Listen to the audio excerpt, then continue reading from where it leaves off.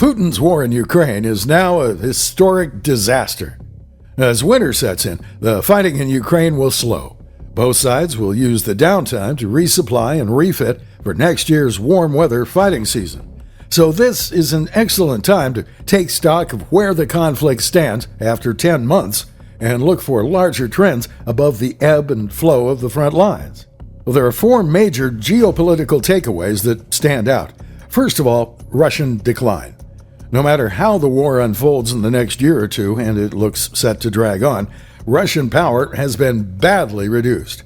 Russian President Vladimir Putin planned a short war that would illustrate Russian military might and bolster the country's claim to sit at the high table of world politics, despite a corrupted economy too small for a great power.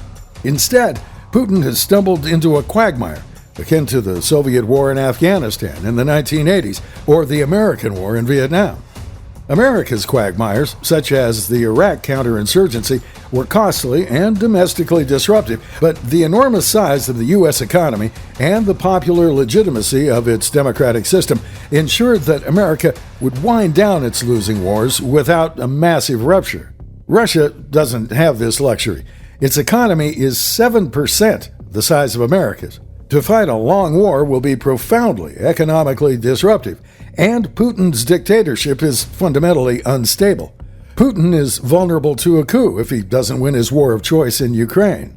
More broadly, Russia's poor performance of the war abolishes the myth of Russian military modernization, that despite its shaky economy, Russia is still a great power because of its military prowess.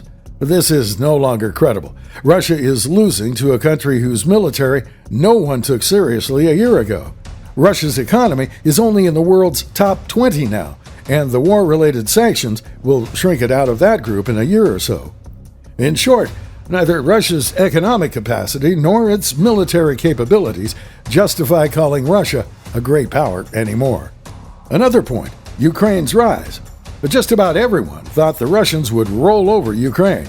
Early Western discussion focused on whether we should support an insurgency there against the victorious Russians. Yet by late spring, it was apparent that there was no blitzkrieg victory to be had. Ukraine would survive as a sovereign state, even if Russia held some of its territories. And by fall, opinion began to suggest that Ukraine was actually winning, and that Putin might use a nuclear weapon in desperation. It is worth remembering in hindsight how remarkable this is. Putin expected to win the war in a week. Western opinion concurred. Few observers knew anything about Ukraine, much less the Ukrainian military. Yet Ukraine is now on course to win the war. Even retaking Crimea from Russia is a genuine possibility. Although Ukraine's economy is being wrecked by the conflict, the country will emerge with arguably the finest ground force in Europe, an achievement no one foresaw in January. If Russia is on the downward cusp of becoming a middle power, Ukraine is on the upward cusp. Another point, NATO is back.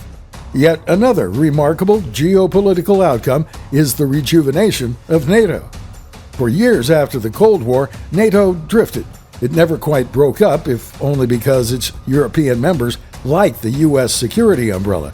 But it lacked a clear strategic purpose.